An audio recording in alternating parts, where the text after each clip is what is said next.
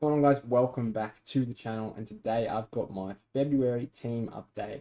And we're not even going to bother looking at the December or early Jan one because it's much different. We've got the right rookies, what we think so far, but basically it's a fair bit different. This team, the structure is not my favorite, but the reason we're going with this structure is because of the lack of defender rookies, and we assume the lack of forward rookies. I mean, forwards every year are pretty hit and miss with the rookies, and it seems like there's some gun mids that are going to score well for us. So we have to sort of go a little bit lighter in the midfield, I think, as hard as that is, with such great selections.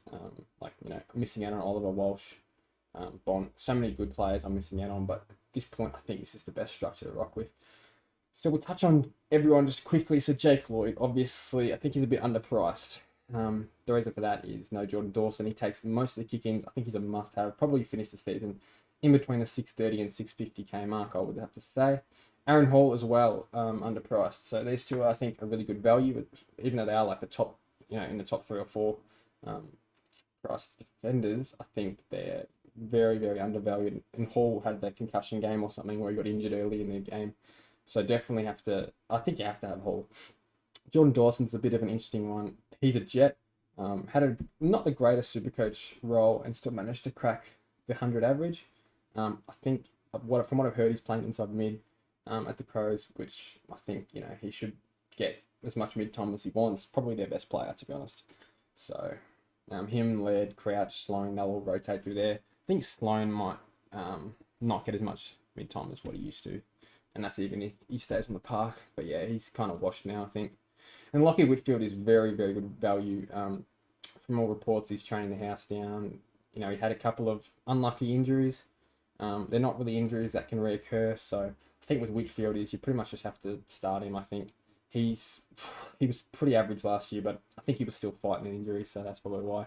And Skinner, Gould, Kelly, and Dean, they're apparently going to play. I don't know too much about rookies, I'll be honest. I just use other teams to get my rookies, but from what I've heard, most of the good rookies are in the midfield. But that's a nice transition to the midfield. So Jack Macrae, I was actually had a meltdown last night. Like I was like, I'm not going to start Macrae. It lasted about a minute because I realised how dumb that sounded. I just thought about the grand final when he wasn't getting that mid time.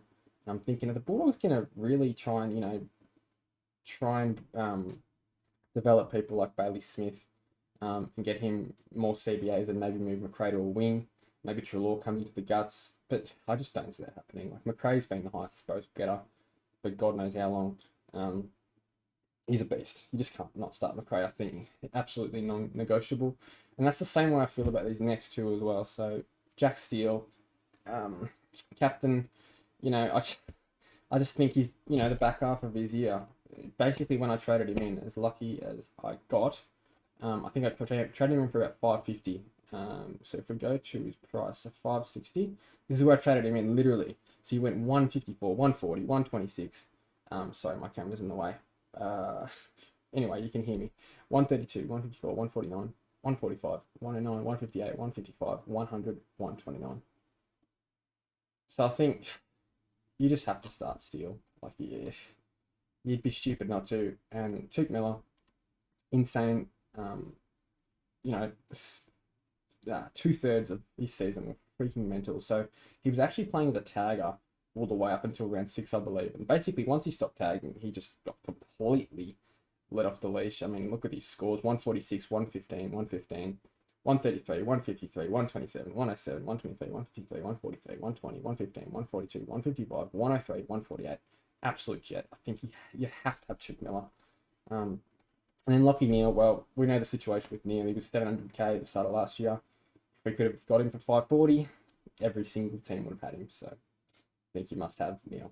Looks like he's had a full preseason, so it's, non-negotiable as well. So I think those 4 are locked into my team. Nothing's going to change there. So Horne-Francis, apparently he's going to play half forward. I'm a little bit worried about that, not going to lie. But, I mean, he's a number 1 draft pick. I don't see why he wouldn't play midfield with Cunnington out. He pretty much takes Cunnington's role. Like, he's a contested beast. I think he slots right into North's midfield. But who knows? Maybe he will play half forward. But I just think when push comes to shove and it comes to round 1, I think Horne-Francis is going to be in the middle. Dacos is apparently a lock, so we'll start with him. And then O'Driscoll and Hollins. apparently good rookies. Don't know too much about them, so I'm not going to pretend I do. And the same with the throw on the bench. They're apparently going to play, and I think this Ulan guy is just sort of a DPP loophole. Moving on to the rucks, it's pretty stock standard. Darcy Grundy. I think Grundy's ceiling is probably 700k. I think he probably floats around 700k all season, maybe more. That's how good he is. Just an absolute beast. And then, oh sorry, did I say Grundy? I meant Darcy. If I said Grundy, I'm not actually sure what I said. But yeah, when it comes to Grundy, I think he gets back to his 125 average. I think he's had a full preseason. I know we've heard it all before, but he seems pretty determined to get back to his All Australian best. And Dunkley, you have to have him. Not even going to talk about him. You just have to have him. Dusty's an interesting one. I don't think he's in too many sides, is he? What can we see? It's got to be a quick way to see, doesn't there? I actually don't know. I actually don't even know. But yeah, not many of the good teams are picking him this year, and I can sort of see why. But at the same time, I don't know. I've just got this gut feeling about him.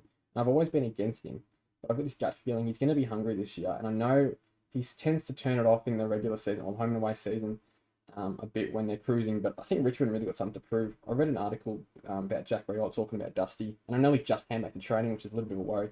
But I read an article saying that he's hungrier than ever, and just all green flags really, to be honest, with Dusty. I think they were saying he's looking to recapture his 2017 Brownlow form, so I think he honestly can get back to that 110 average, and that would be huge.